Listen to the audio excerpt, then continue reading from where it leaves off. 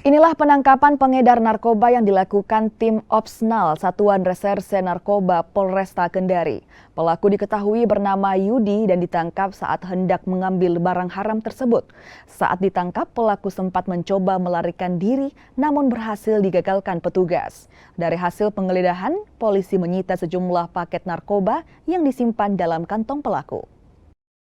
Bahwa ada seorang lelaki diduga akan mengedarkan sabu dan kemudian selanjutnya dilakukan pembuntutan karena yang bersangkutan diduga mengendarai sepeda motor.